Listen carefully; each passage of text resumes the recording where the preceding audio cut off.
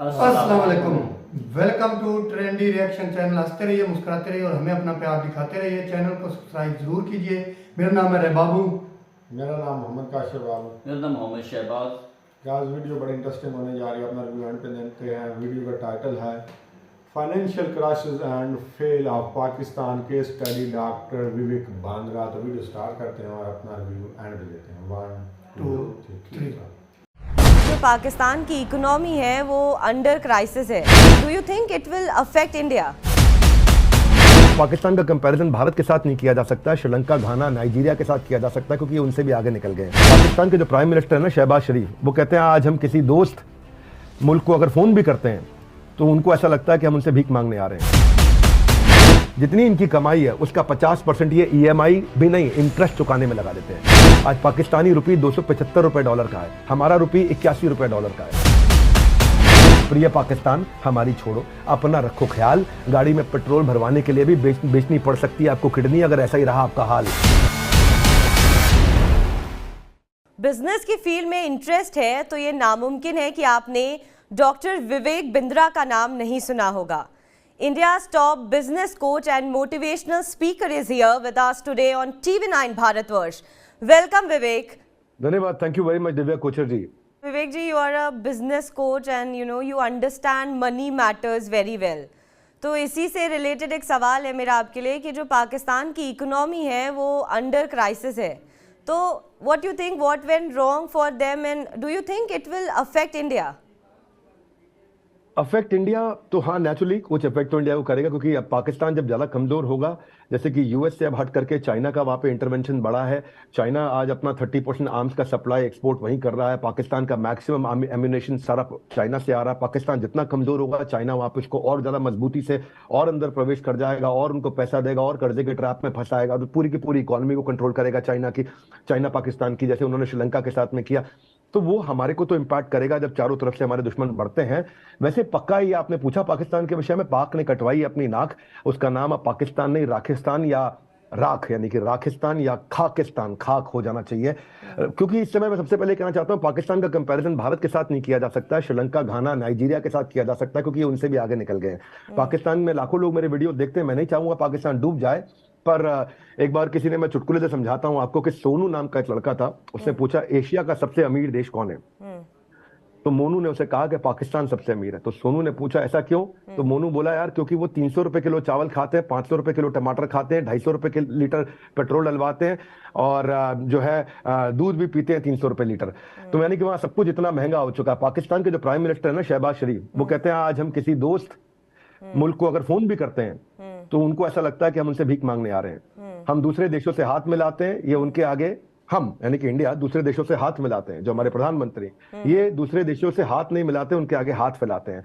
फर्क बड़ा आ गया। आपको बताया तो फेडरल मिनिस्टर ऑफ प्लानिंग जो है उनके, अपने एहसान इकबाल, वो कहते हैं कि मैं नेशन को कह रहा हूं कि भाई चाय कम पियो। उस समय यूएस सेक्रेटरी जो हुआ करती थी मेडेलिन एल्ब्राइट, 26/11 में 2008 के अंदर जब उन्होंने हमला किया था, तो बोले पाकिस्तान जो है वो इंटरनेशनल माइग्रेन है। और आज 2008 से 15 साल के बाद आज भी ये बात उतनी ही सच है क्योंकि इतनी अनस्टेबल गवर्नमेंट रही, एक्सट्रीम करप्शन रहा है वहां पे। पाकिस्तान की सबसे बड़ी दिक्कत क्या है, सोचो, सबसे बड़ी दिक्कत पाकिस्तान की है कि वो डिटर्जेंट की ऐड आती थी, तुम्हारी कमीज मेरी कमीज से सफेद कैसे। ये अपने गिरेबान में मत झांको, हिंदुस्तान को कैसे बर्बाद करे, बस इसी की राह ताको। इसीलिए खुद के पैरों पे खड़े होने से ज्यादा उन्होंने सारा ध्यान भारत के पैरों को कमजोर करने पे लगाया। पाकिस्तान अपने पांव गंवा चुका है। कोई भी देश अपने इकोनॉमिक पावर को मजबूत करे, उससे मिलिट्री पावर मजबूत होती है। ये उल्टा चलते हैं, ये मिलिट्री पावर को मजबूत करते हैं, इकोनॉमिक पावर को मजबूत नहीं करते। देखो मैं आपको समझा देता हूं, वैसे देवी जी आप समझो दिव्या, कि मिलिट्री सपोर्ट को आप खरीद सकते हो, इकोनॉमिक सपोर्ट खरीद नहीं सकते, वो उधार लेना पड़ता है। दोबारा समझाता हूं, आप आर्म्स, आप जो है, आप तीनों तरह की जो आपकी सेना होती है, जल वायु थल, तीनों प्रकार की सेना जो है, उसको आप खरीद सकते हो बाजार से, पूरी दुनिया से, लेकिन पैसा आप खरीद नहीं सकते, पैसा उधार लेना पड़ता है। तो ये आज दिक्कत क्या है कि इनको पैसे से अगर ये मजबूत हो जाते हैं तो दुनिया से आर्म्स खरीदते हैं। ये आर्म्स खरीदने में पैसा लगाते हैं, पैसा दूसरों से उधार लेना पड़ता है। ये हमारा हमसाया मुल्क है पर दूसरों के पैसों पे जीता आया है। हमसाया मुल्क है, दूसरों के पैसों पे जीता आया है, कभी चीन, कभी अमेरिका, कभी IMF, और उसका इस्तेमाल भी अपने विकास की जगह दुनिया को नाश करने में लगाता आया है और दूसरों के पैसों पे जीता है। जो पी है ना पाकिस्तान में, वो ऐसा है दिव्या, समझो परेशान पड़ोसी, वो है पी। पाकिस्तान का पी है परेशान पड़ोसी।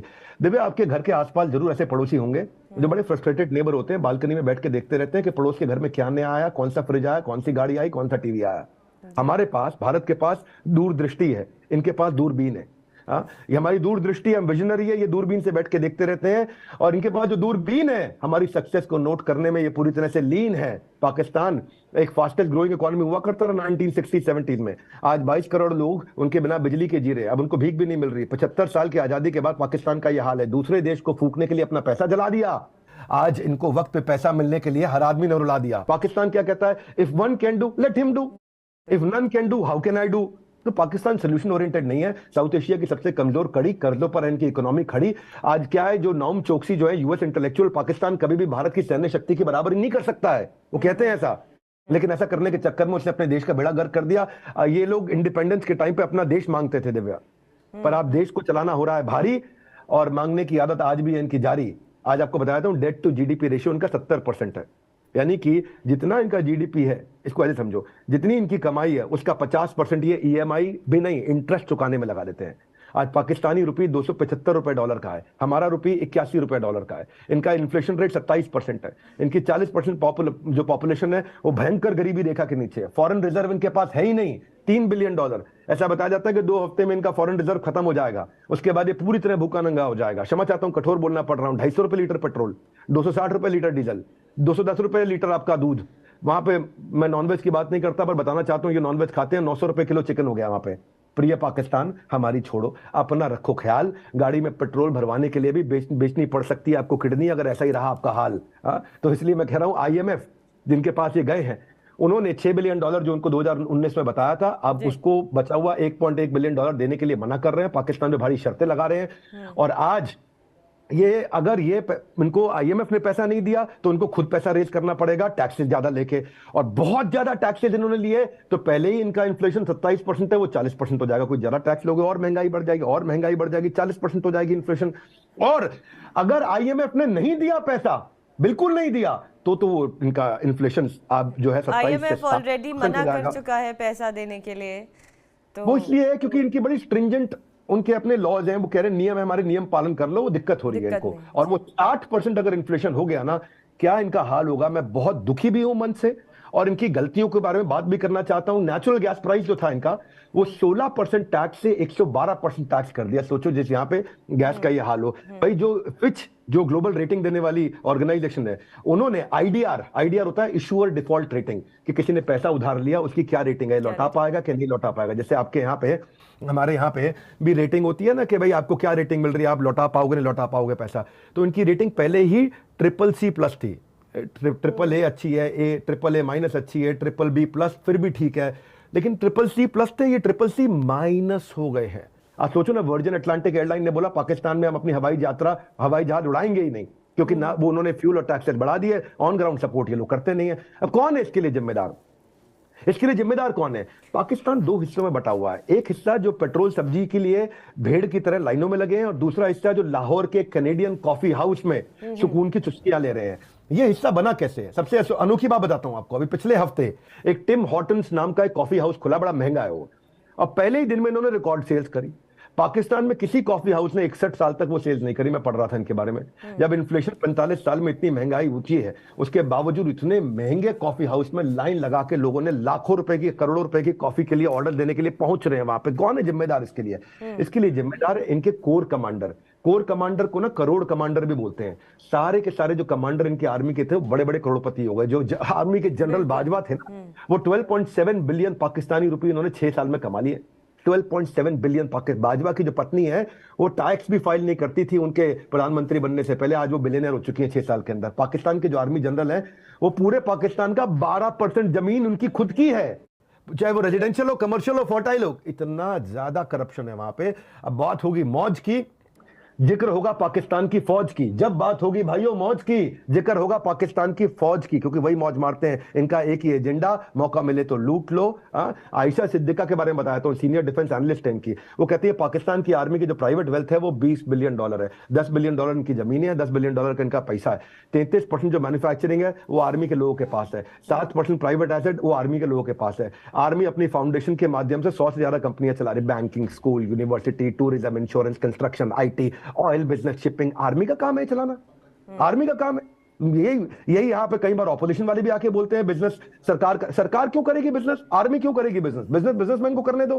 देखो चक्कर क्या है मैं बताता हूँ, सिर्फ असर क्या आता है आपको, उसने कर रही आर्मी करने दो, आपका सवाल होना चाहिए, मैं समझाता हूँ। जब सैया भय कोतवाल तो डर काहे का। भाई जब आपका पति ही कोतवाल है तो आपको डर किस चीज का लगेगा। जब आर्मी बिजनेस कर रही है चोरी करके रख ले, क्योंकि आर्मी पकड़ने वाली होती है, वो पकड़ेगी। बेनजीर भुट्टो को देखो ना, $1.5 बिलियन उसने, इमरान खान को देखो, उन बेनजीर भुट्टो $1.5 बिलियन का, इसको देखो बहुत छोटा काम किया इमरान भाई ने। क्या किया इन्होंने, $2 मिलियन के इनको गिफ्ट मिले थे। वो जो आपके सऊदी क्राउन प्रिंस है मोहम्मद बिन सलमान, उन्होंने इनको एक एंटी घड़ी दी थी, एक गोल्ड का पेन दिया था, एक अंगूठी दी थी और शर्ट में लगाने वाले कफलिंग दी। ये भाई उनको भी बेचा है।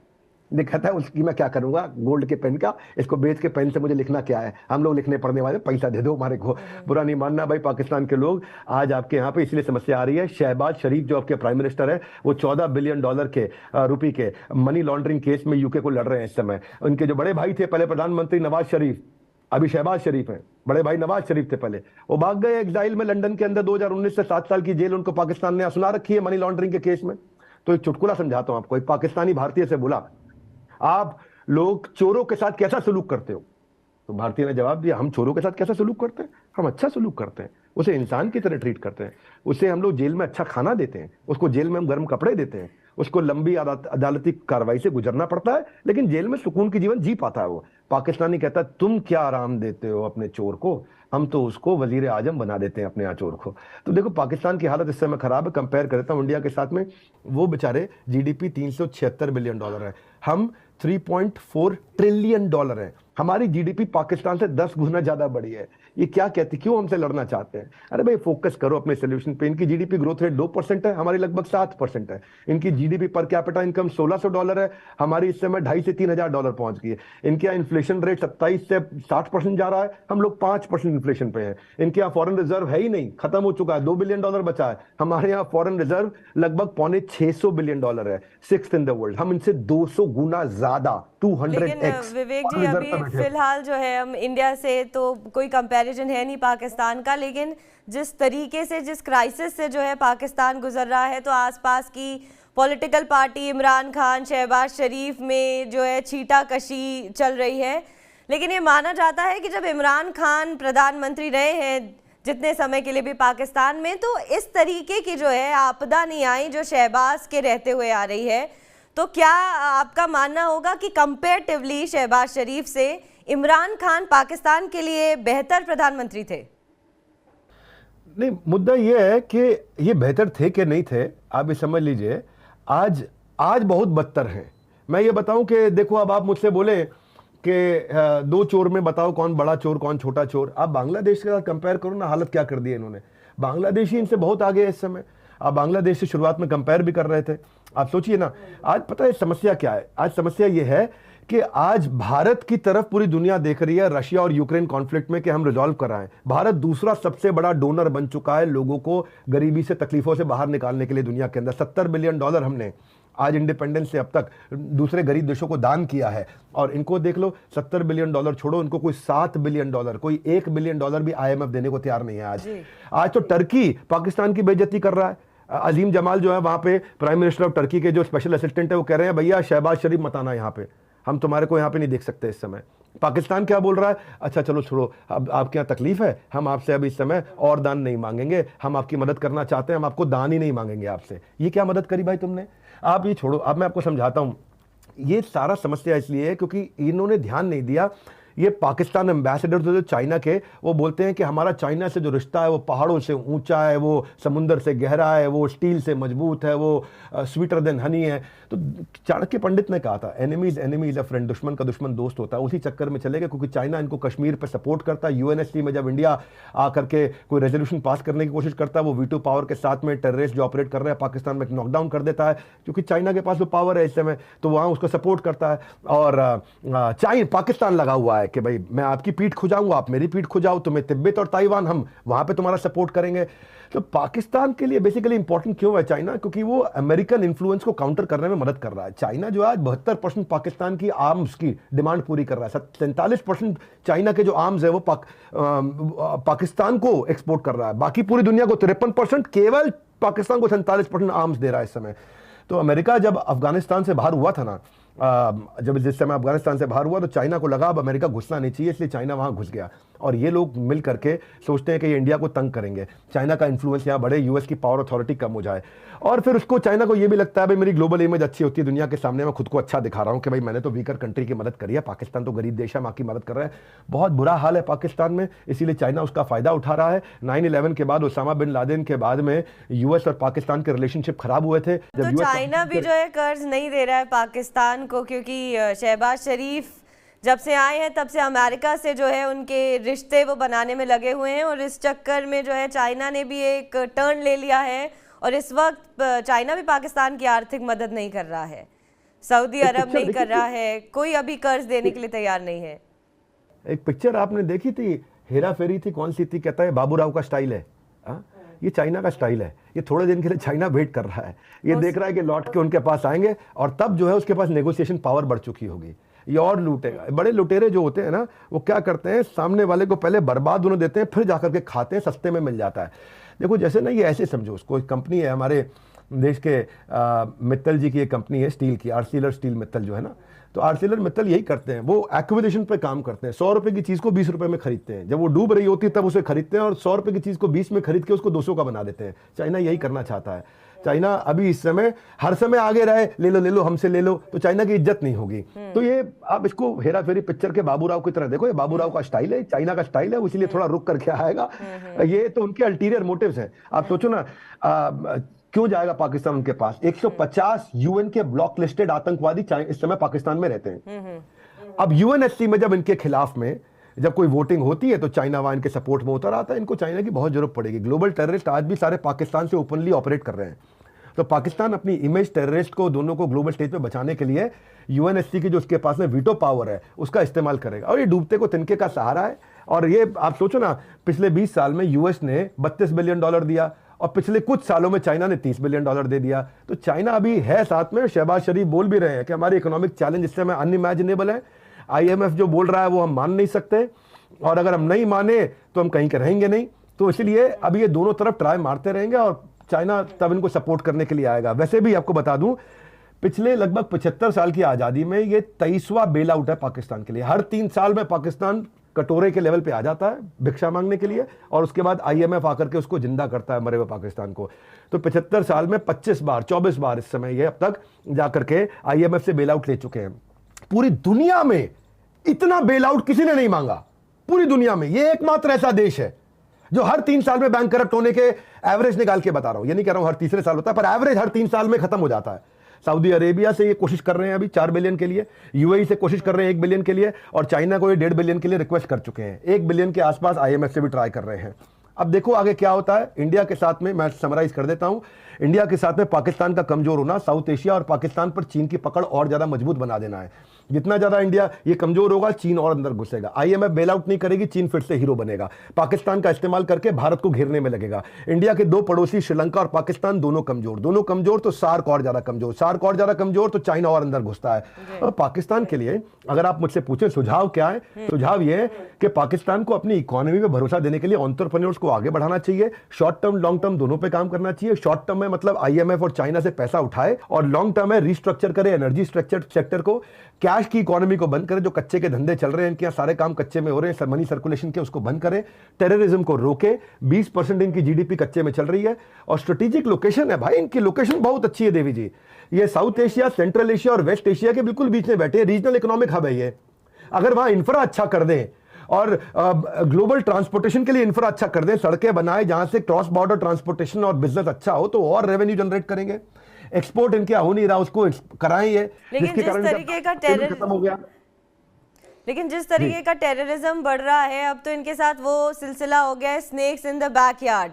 तो जो है TTP से लेके सारे इनके उल्टे हो चुके हैं। तो इस दौर पे ना तो कोई बड़ी कंपनियां पाकिस्तान में इन्वेस्ट करना चाहती हैं, ना अगर आप खिलाड़ियों की बात करें तो वो पाकिस्तान में जाके खेलना चाहते हैं। तो ये भी एक जो है बहुत बड़ा डार्क साइड है पाकिस्तान का, कि अगर वो चाहें भी तो जो निवेशक हैं वो आने से कतराएंगे जिस तरीके का। बिल्कुल नहीं आएंगे दिव्या, आपने बिल्कुल ठीक बोला। इस सब ना लीडरशिप पर डिपेंड करता है। जब लीडरशिप मजबूत होती है तो चीजें अच्छी होती है, लॉन्ग टर्म होती है। मैं बहुत सालों के बाद हमारी इस वित्त मंत्री की तारीफ इसलिए करता हूं क्योंकि इन्होंने बांटने की की जगह लॉन्ग टर्म इंफ्रास्ट्रक्चर में पैसा लगाया है, जिससे इकोनॉमी बचती है। बांटने से इकोनॉमी घटती है। 1 रुपए की रेवड़ी बांटो, 90 पैसे की इकोनॉमिक एक्टिविटी होगी, और 1 रुपया इंफ्रास्ट्रक्चर पर लगाओ, 3.5 रुपए की इकोनॉमिक एक्टिविटी होगी। इन्होंने, जो हमारी सरकार ने अच्छा काम किया है, मेरे लिए ये वित्त मंत्री बहुत बुद्धिमान रही हैं। मैं, चाहे वो किसी भी पॉलिटिकल पार्टी की होती, आज ये कांग्रेस की होती तो भी इनकी तारीफ करता, आम आदमी पार्टी की होती तो भी करता, बीजेपी की है तो भी करता। तो जब आप आपने वित्त मंत्री का जिक्र कर दिया तो मैं चाहूंगी कि आपके जवाब के साथ जो है आप बजट पर भी जो है कुछ अपना बता दें जनता को कि इस बजट, लेट हो गया, लेकिन फिर भी आपने पूछा है। बजट पे मैंने काफी चर्चा आपने वित्त मंत्री का जिक्र किया तो फिर मुझे लगता है कि बजट पे अगर आप कुछ अपना बता दें तो देखो, आप ऐसे समझो 4.5 लाख करोड़ से 5 लाख करोड़ से 7 लाख करोड़, 7 से 10-12 लाख करोड़ इस समय इन्होंने जो इंफ्रा पे इन्वेस्टमेंट बढ़ाया है। इंफ्रा पे इन्वेस्टमेंट बहुत जरूरी होता है, वही हमारी इकोनॉमिक एक्टिविटीज को पुश देता है। आप सोचो 25 किलोमीटर की छोटी सी नोएडा एक्सप्रेसवे है, उसके कारण 1 लाख मकान बन गए, उसके कारण 25,000 ऑफिस बन गए, उसके कारण मॉल्स बन गए, उसके कारण कितनी इकोनॉमिक एक्टिविटी हुई। तो इंफ्रास्ट्रक्चर में पैसा लगाना ये लॉन्ग टर्म में बहुत बेनिफिट देता है। इस सरकार ने अपनी कमाई को भी बढ़ाया है, 10 लाख करोड़ से लगभग 13 लाख करोड़ का टैक्स कलेक्शन भी इन्होंने किया है। और इन्होंने सबसे डिफिकल्ट समय में, जब आस पास में सबका हो गया था हाल बेहाल, हमारी अभी भी मजबूती से चल रही है चाल। उसका कारण यही है कि डिसीजन इन्होंने लॉन्ग टर्म लिए हैं, शॉर्ट टर्म नहीं लिए हैं। और कुछ कमियां तो सारे बजट में रहती हैं, एक बजट कोई संपूर्ण परिपूर्ण तो होता नहीं, ये भी परिपूर्ण नहीं है। लेकिन मैं जब ये एंटरप्रेन्योरशिप को इंफ्रास्ट्रक्चर में पैसा लगाते तो मुझे लगता है ये लॉन्ग टर्म चलेगा। ये अमृतकाल वाला बजट वास्तव में था, तो मैं इस बजट को हमेशा आसानी से 8 नंबर देता हूं 10 में से। पर बहरहाल आपने, मैं जाते वक्त ये कहूँगा कि बहुत लंबा आप लोग का समय नहीं लूँगा, ये ज़रूर कहूँगा पाकिस्तान के विषय में कि पाकिस्तान में 2 पाकिस्तान है। एक टिम हॉर्टन्स के बाहर लाइन लगाता है, दूसरा एक बोरी आटे के लिए लड़ रहा है। 1 करोड़ के बजट पर जो फौज वाला है, फौज का आदमी 1 करोड़ के बजट पर ऐश कर रहा है, दूसरा IMF की तरफ कटोरा लेके खड़ा है। एक तरफ इनके यहाँ 4 सूबे हैं, एक तरफ सूबा आजाद होने की कोशिश कर रहा है, दूसरा जम्मू कश्मीर के लिए छाती पीट रहा है। एक पाकिस्तान भूख से मर रहा है, दूसरा पाकिस्तान एटमी पावर की शान बघार रहा है। तो वहां 2 पाकिस्तान है। यहाँ पे बहुत बहुत डुप्लीशियस हो चुका है इस समय देश, लीडरशिप की बहुत कमजोरी है। इसलिए मैं कहूंगा ये वो मछली है जो पूरे तालाब को गंदा कर रही है, और वही मछली इस समय पाकिस्तान है, जिसके बारे में अमेरिका ने बोला है कि इंटरनेशनल माइग्रेन है। अब जिसको ये फोन करते हैं उसको लगता है पैसे मांगेगा। ऐसा होता है जब कहीं रिश्तेदार भी दूर कर लेते हैं सारे रिश्ते, जब समझ में आता सामने वाला तकलीफ में है, इसका फोन आया पैसा मांगेगा। दोस्त भी जब नौकरी चली जाती है, लगता है इसका फोन आया पैसा मांगेगा, फोन उठाना बंद कर देते हैं। इसी तरह दुनिया ने इनका फोन उठाना बंद कर दिया। मैं यही कहूंगा कि इनको लॉन्ग टर्म सोल्यूशंस पे काम करना चाहिए। धन्यवाद। डॉक्टर विवेक बिंद्रा, बहुत बहुत धन्यवाद आपका TV9 भारतवर्ष से बात करने का और तमाम तरीके की क्लैरिटी पाकिस्तान के लिए देने के लिए। शुक्रिया। Thank you very much. जी गाइस, वीडियो आपने देखी, वीडियो का एंड हुआ। बहुत सारी तलख हकीकत, बहुत से ऐसे जुमले कहे गए जो दिल को चीर गए। पाकिस्तान में ऐसे क्राइसिस, ऐसे जो सूरत हाल बन गई है, उसका सारा दारो मदार जो है हमारे सियासतदान हैं, जो जिन्होंने सब कुछ ये तबाह बर्बाद कर दिया, पाकिस्तान को निस्तो नाबूद कर दिया। कोई कसर नहीं छोड़ी उन्होंने पाकिस्तान को नीचा दिखाने में, और इस तरह के वर्ड्स हमें सुनने पड़ रहे हैं। तो ये हकीकत है, हकीकत में मबनी बातें हैं जो हम सुन रहे हैं, देख रहे हैं, हो रही हैं हमारे साथ ऐसी बातें, बिल्कुल ये जो है सच्ची है।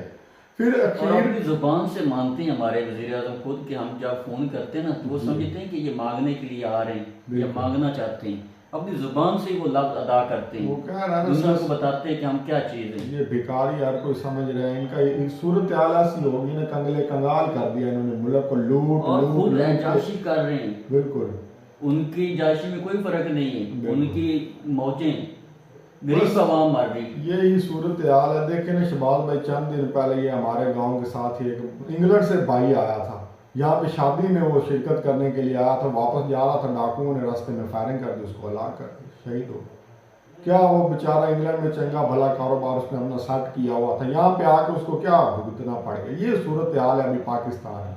नहीं, ये तो हर मुल्क में होता है ऐसा। बात भाई, क्राइम रेट हमारा पाकिस्तान में कहाँ से कहाँ चला गया, ये एक तलख हकीकत जो हमको माननी पड़ेगी। क्राइम रेट भी बहुत होगा हर मुल्क। किस वजह से हुआ है? ये महंगाई की वजह से हुआ, ये जो सारा कुछ सूरत हाल चल रही है, IMF का दबाव हम पे आ गया है, हमारे यहाँ पे जलील ख्वार हो रहे हैं। हमें तो पता है ना सूरत हाल कैसी है यहाँ पे। ये सारी बातें ठीक है यार, हकीकत कह रहे हैं यार, इसको तस्लीम करना चाहिए। और उसने उसका हल भी बताया। चीन की जो बात बताई है ना, कि चीन वाले जब मुश्किल वक्त है ना, जी। पहले तो इमरान के दौर में उसने दिया था दौर, आप उन लोगों ने शहबाज भाई, कर दिया है। चीन वालों ने अपना रास्ता निकाल लिया है। आज के दिन ये खबर आई है थोड़ी देर पहले, चीन ने जो है ईरान का सदर या उनको बुला के उसने इतना मोस्ट वेलकम किया उसका, और फिर ईरान की उन्होंने सऊदी अरब के साथ दोस्ती करवा दी है। बड़ी बात जो गेम चेंजर साबित हो रही है। अब पाकिस्तान जो इकोनॉमी हब बनने जा रहा था, जहां से CPEC बनने जा रहा था, वहां टोटली अगेंस्ट उल्टा हो गया। गेम ही समझो उल्टी पाकिस्तान के हाथ से निकल रही है। क्या वजह है? क्योंकि इनकी सियासतदान जो है ये इनके अपने रोले खत्म नहीं, ये रोले नहीं, इनकी कमीशन नहीं अदा हो रही थी। बिल्कुल। उसी सिलसिले में चाइना ने देखे बीच का रास्ता निकाल लिया, उन्होंने पाकिस्तान को छोड़ दिया। ईरान, अब सऊदी अरब, कौन पकड़ेगा? भिखारी को कितनी देर हाथ पे पकड़ कर ले जाएगा? उन्हें पता ये हमें जो है हमारे हमसे पैसे लेंगे, कल को साथ हमारी इनके साथ बनेगी नहीं, ये वापस नहीं करेंगे, गेम उल्टी हो जाएगी। उन्होंने बीच का रास्ता निकाल दिया। देखिए की बातें हम रद्द भी करें कि ये सब झूठ बोल रहा है, सब ड्रामा है, ये वो। जब हमारे वजीर आजम खुद स्पीकर पे आते हैं ना, जोश खिताबत में अपने वो बयान दे जाते हैं जैसे वो एक कमी हो किसी गांव के। वजीर आजम की कुर्सी पे नहीं बैठे, कमी वाले, मतलब गरीब गुरबा है जो आके कभी बाहर उसको मौका मिले कि आपने खिताब करना है, तो खिताब में अपनी सारी बुराइयां बता दे कि मैं आज वहां पे गया था, मुझे वहां से लात पड़ी, वहां गया था, मुझे वहां से लात पड़ी। ये क्या वजीर आजम का है? खुद ही अपने बयान बताकर बेइज्जत करा रहा है पाकिस्तान को। बिल्कुल भाई शहबाज भाई, जो हालत हो रही है ना पाकिस्तान की, ये पता नहीं ये अल्लाह ताला ने कैसे हमें सहारा दिया हुआ है। कोई हालात नहीं रहेगी यहाँ पे दिवालिया होने के। हर सूरत से हर तरफ से 3 बिलियन देख ले हमारा अकाउंट में पड़े, क्या कर सकते हैं यार। हमारी जो हिसाबदार कहता है कि थोड़े अरसे बाद ना हमारे पास सासा थोड़ा पड़ा, डाले थोड़े पड़े, क्या पता दिवाली हो जाए। दिवाली डिफॉल्ट जो हमारे हुक्मरान हैं, ऊपर से डरा अवाम को रहे। बिल्कुल। वजीर खजाना ऐसा कह रहे हैं जिनको उनको सारी सूरत हाल का पता है। इस क्राइसिस से हमारा पाकिस्तान गुजरा, फिर भी इनकी ये देखे हमने इंडिया को ये कर देना, फलान कर देना, ढमकान कर देना। वो अपनी वो कहते हैं अपना मुल्क चल नहीं रहा इनसे सीधी तरह से, अपने जो गरीब को रिलीफ दे नहीं रहे, आटा चीनी मिल नहीं रही, भूख का जो है वो सत्यानाश हुआ है गरीबों का। वो कह रहे हैं कि पाकिस्तान में 2 पाकिस्तान है जी, डिवाइड। सही कहा ना यार, अमीरों का और है, गरीबों का और है। डॉक्टर विवेक बिंद्रा जो है बिल्कुल 110% ठीक कह रहे हैं। बिल्कुल ऐसी चीजें हैं बाबू भाई, देखे ना आप जो भी सूरत हाल बनी हुई है पाकिस्तान में, कशीदगी है। तो सही बात कर रहे हैं ना, जो अमीर है वो अमीर तर हो रहा है, गरीब गरीब तर हो रहा है। जो इनके सब अपने रिश्तेदार कजन दोस्त ही होते हैं जो बड़े बड़े ताजर और, तो वो उनको ही मुफाद देंगे। देखो पाकिस्तान में अगर तेल शार्ट होता है तो इन्होंने महंगा करना, चलो महंगा तो हो रहा है तो ठीक है, पाकिस्तान को मिले तो सही आवाम को, तो उसमें भी क्या होता है ये ब्लैक में देना शुरू कर देते हैं, आगे पंपों पे मिलता है। वही सूरत अगर महंगा भी करना है तो आप मुल्क को दो तो सही, क्या होता है सारे पंपों पे तेल वो बंद कर देते हैं, आवाम जलील ख्वार हो जाती है। बाकी आपकी बात ठीक है। पहले वज़ीर-ए-आज़म खुद कहता है कि हम 2 दिन बाद तेल महंगा करने वाली, तो बाद में होता क्या है, वो जितने पंप वाले स्टाफ होते हैं वो सारे तेल बंद कर देते। वो भाई महंगा तो करना है तो वो अर्जेंट ऐलान कर देना, पहले इतने दिन बताने की क्या। देखो आप हम 350 रुपए में डलवा रहे ना, 250 60 70 रुपए में डलवा रहे। 260 टाइम रेट पाकिस्तान में 260 रुपए चल रहा, वो भी बड़ी। तो जो भी विकी ने बताई है साहब ने बंदरा ने, तो वो दर हकीकत है सारी, इसमें कोई वो बात नहीं को वो गलत कर रहे हैं। तो इसमें सूरत हाल ही पाकिस्तान की ये है कि पाकिस्तान आप खुद देख लो 21 साल मौजू पे खड़ा है। एक पाकिस्तान का ऐसा हिस्सा है जो महंगी से दुनिया की महंगी तरीन वो कॉफ़ी और चाय पीनों की कतारें ला के खड़े, और दूसरा है कि वो पाकिस्तान में लेने आटे की लगा मिल नहीं रहा। कितने का डेथ हुए हैं। एक बेचारी माँ थी, आप कुछ दिन पहले मैंने सुना था, 5 बच्चों की वो बेचारी लाइन में लगी है आटा लेने के लिए, उसको कोई वहाँ पे मसला बन गया, घबरा गई है, वहाँ पे अल्लाह को प्यारी हो गई। देखिए ना यार जैसे क्राइसिस है पाकिस्तान। फिर उसने हमको एक थोड़ा सा सुजेशन भी दिया, ये अगर हमारे जो मुल्क के दरिंदे हैं जो नोट के मुल्क को खा रहे हैं, अगर समझ सके तो डॉक्टर विवेक बिंद्रा ने ये कहा आप अपना कमर्शियल हब बनाइए सेंटर में एशिया के, सारी यहाँ पे रास्ते गुजारें लोगों को, इंडिया को जैसे इनको रिलीफ दें, ये जंग छेड़ने की बात करते हैं, इनके साथ ये तावन करें, फ्रेंडशिप करें, ईरान के साथ करें, इराक के साथ करें, जो भी हमारे साथ अटैच है उनको वहाँ पे रास्ते दे, आपस में रास्ते देने चाहिए और ऐसा होना चाहिए। इंपोर्ट एक्सपोर्ट हो ताकि पाकिस्तान को फायदा हो। सही बात। तो गाइस कैसी लगी वीडियो हमारे कमेंट सेक्शन में जरूर बताइएगा। चैनल को सब्सक्राइब करना ना भूलें, घंटी वाला बटन दबाना ना भूलें। बहुत जल्द मिलते हैं नई वीडियो के साथ। अल्लाह हाफिज़।